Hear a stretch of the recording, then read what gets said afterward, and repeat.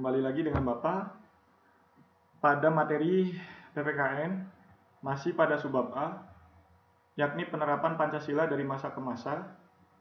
Kita kali ini akan membahas masa Orde Lama yang berlangsung dari tahun 1959 sampai 1966. Untuk materi selanjutnya, masa Orde Baru dan masa reformasi akan kita bahas pada materi atau pertemuan selanjutnya setelah pertemuan ini. Oke, sebelum memulai pembelajaran, alangkah baiknya kita membacakan basmalah bersama-sama. Bismillahirrahmanirrahim. Masa Orde Lama yang berlangsung 1959 sampai 1966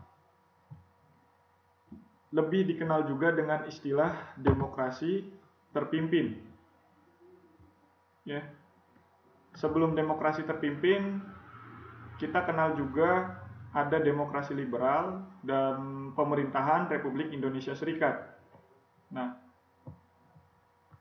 oke, apa itu demokrasi terpimpin?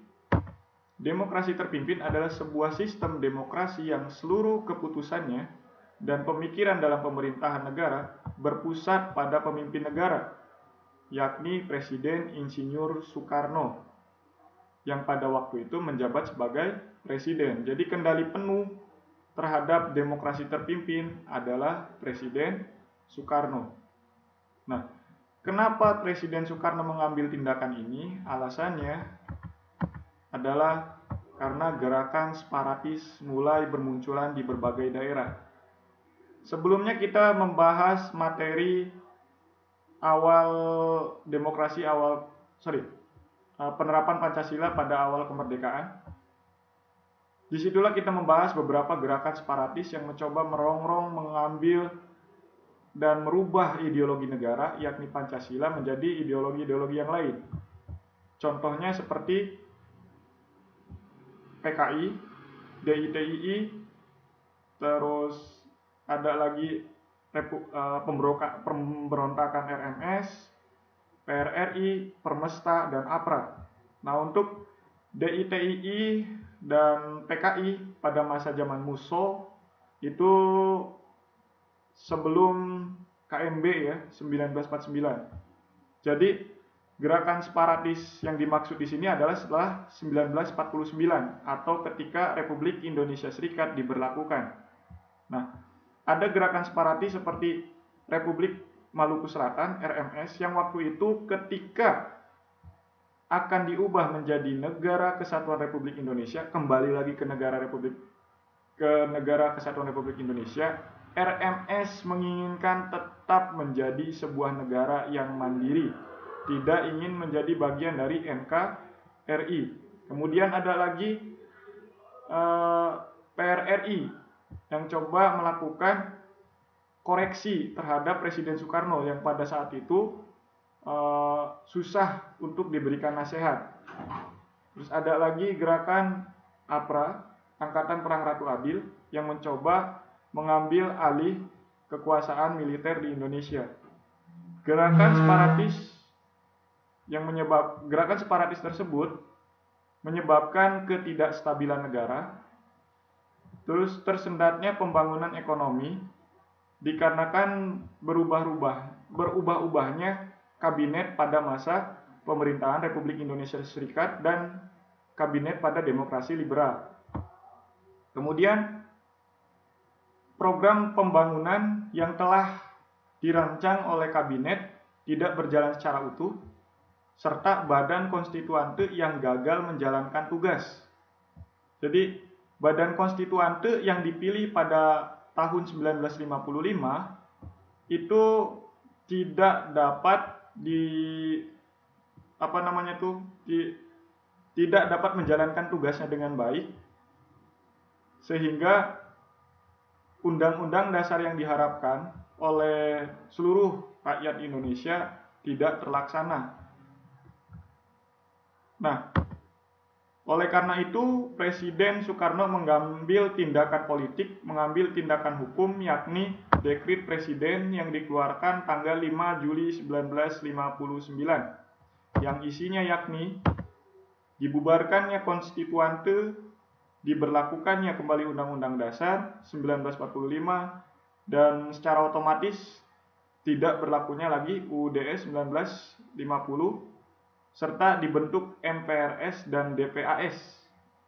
Ya, MPRS itu Majelis Permusyawaratan Rakyat Sementara, DPAS itu Dewan Pertimbangan Agung Sementara. Ya.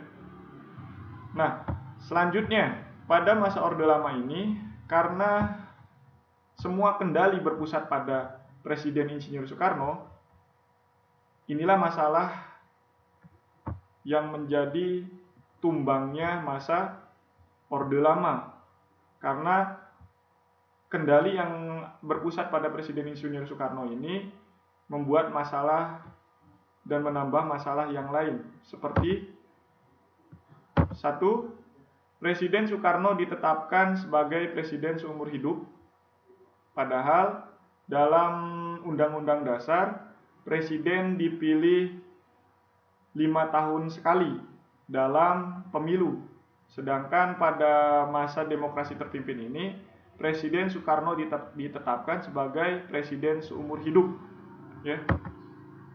Dasar hukumnya adalah TAP MPRS nomor 30 1963. Kemudian yang menyebabkan kekuasaan presiden semakin besar dan tidak terbatas. Ya, jadi kekuasaan presiden semakin besar ya, semakin tidak terbatas, bahkan masuk ke ranah yuridis, yudikatif, legislatif. Pembubaran DPR hasil pemilu 1955. Kemudian ada pembubaran DPR hasil pemilu 1955. Itu adalah penyimpangan selanjutnya. Nah, ini dasar hukumnya adalah penetapan Presiden nomor 3 tahun 1960. Presiden nomor 3, penetapan Presiden nomor 3 garis miring 1960 tanggal 5 Maret 1960. Penyimpangan selanjutnya adalah Presiden membentuk MPRS yang semuanya diangkat dan diberhentikan oleh Presiden.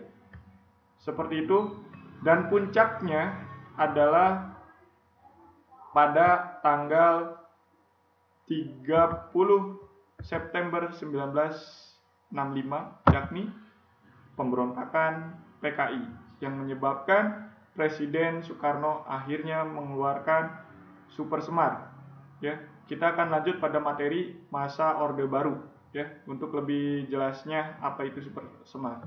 Nah, untuk pertemuan kali ini jadi hitam karena Bapak tidak akan memberikan tugas. Terima kasih. Kita tutup dengan membaca hamdalah, alhamdulillahirrabbilalamin, dan kafaratul majelis, subhanakallahumma wa bihamdika, asyhadu an la ilaha illa anta, astaghfiruka wa atubu ilaik. Assalamualaikum warahmatullahi wabarakatuh.